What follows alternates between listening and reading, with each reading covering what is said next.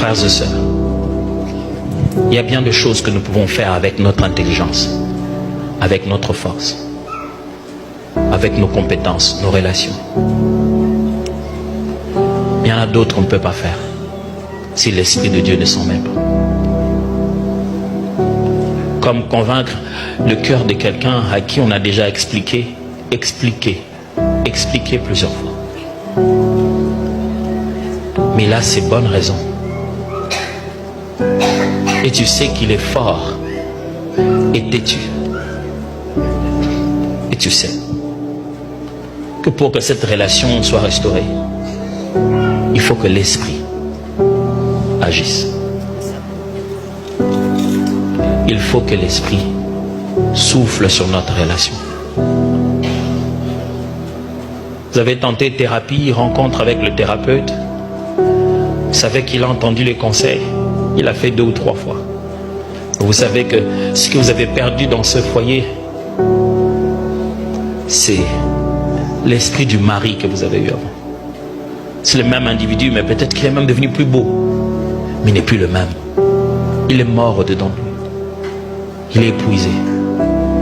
Dieu aimerait fortifier votre mariage à nouveau. Dieu aimerait fortifier votre maison à nouveau. Dieu aimerait fortifier votre engagement, votre appel. Vous savez que ce n'est plus une question d'argent. Vous en avez perdu simplement les ailes.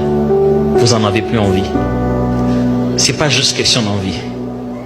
C'est que dans votre cœur, vous avez besoin de recevoir un autre coup de force.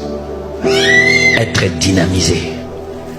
Et le jour où le Saint-Esprit devait venir sur tout le monde, Jésus a fait une promesse claire. Il a dit, alors vous recevrez une dynamite, une puissance. C'est ça le terme en grec. Ça va exploser. Vous recevrez une décharge. Ce n'est pas lui la décharge, mais lui vous fera cette décharge. Vous recevrez une décharge. Je prie ce matin qu'en sortant d'ici, vous soyez chargés à bloc comme jamais vous n'avez été. Qu'une détermination que vous avez perdue dans un but divin soit restaurée en vous. Ceux qui ont commencé à construire et ont arrêté de construire parce que quelqu'un les a juste fatigués, énervés, Dieu va vous redonner la joie, le plaisir, le fougue, la détermination, la voracité dont vous avez besoin pour finir tout ce que vous avez commencé.